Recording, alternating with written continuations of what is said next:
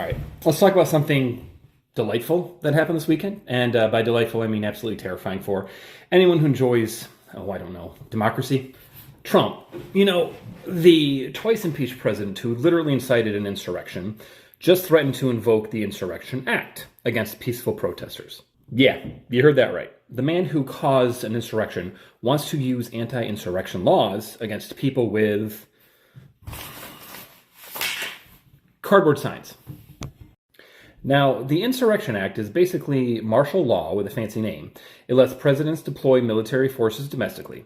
And Trump wants to use it because, and this is rich, federal judges told him he can't send troops to Portland. You see, there have been protests outside an ICE facility in Portland. Peaceful protests. But Trump calls it a war zone. A war zone. Meanwhile, his own Trump-appointed judge looked at the evidence and basically said, "Are you having a laugh?" The protests weren't significantly violent or disruptive.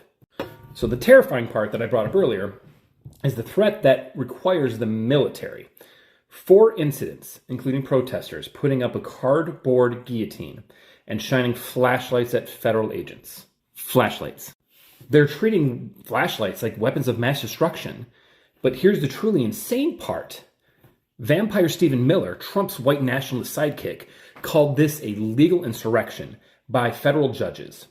Let me get this straight. Judges doing their job, insurrection.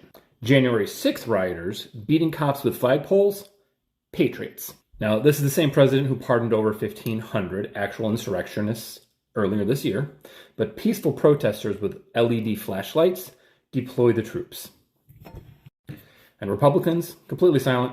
These supposed constitutional conservatives are nowhere to be found, while Trump literally threatens martial law.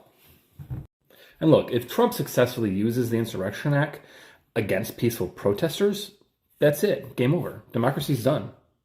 And let me explain, because once you normalize military force against domestic dissent, there's no going back. So maybe while I'm, just spitballing here, we should be slightly concerned when a twice impeached authoritarian threatens martial law over cardboard signs and flashlights. Just a thought. Stay vigilant. Be loud.